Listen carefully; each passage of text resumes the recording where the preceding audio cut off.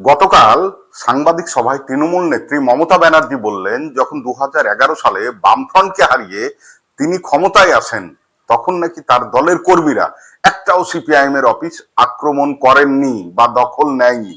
বলি, ও ডাইনি দিদি, জানি আপনি প্যাথোলজিক্যাল লায়ার বা জন্মগত মিথ্যেবাদী। আপনি এত নির্লজ্জ মহিলা, বিদায়কালেও একটা সত্য কথা বলতে পারলেন না।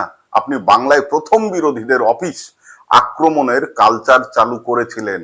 এর আগে এই কালচার বাংলায় ছিল না।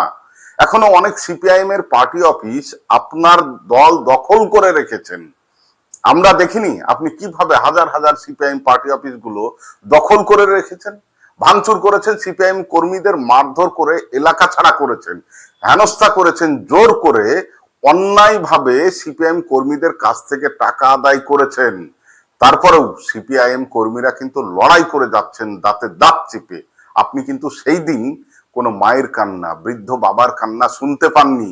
তখন কিন্তু সিপিআইএম এর প্রত্যেকটা নেতারা সেই এলাকায় গিয়ে সাধারণ কর্মী সমর্থকদের পাশে দাঁড়িয়েছিলেন, সবাই সাহস জুগিয়েছিলেন।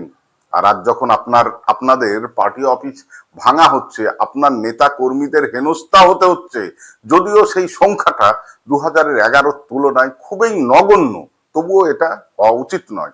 তখন কিন্তু আপনার নেতারা কর্মী সমর্থকদের ছেড়ে আজকে নিরাপদ আশ্রয়ে রয়েছেন। আজকে রাজ্যের সমস্ত তৃণমূলের পার্টি অফিসগুলো বন্ধ।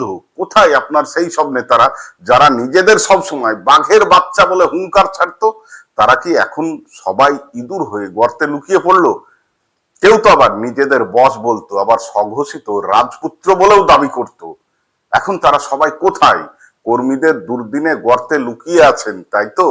এই সাহস নিয়ে রাজনীতি করতেন? ও সরি, ভুলেই গেছিলাম, আপনি তো রাজনীতির নামে নবান্ন বসে ভাইপোকে দিয়ে রাজ্যটাকে লুটপাট করতে ব্যস্ত ছিলেন, তাই তো? তার ফল তো আপনাকে সহ আপনার দলকে ভুগতেই হবে। অবশেষে আমার তৃণমূল কর্মী এবং সমর্থকদের কাছে আবেদন, আপনাদের কাছে এখনো সময় আছে। এই সুবিধাবাদী তৃণমূলকে ছেড়ে আপনার এলাকায় যারা সত্যিকারের মানুষের পাশে থাকে তাদের সঙ্গে রাজনীতিটা করুন।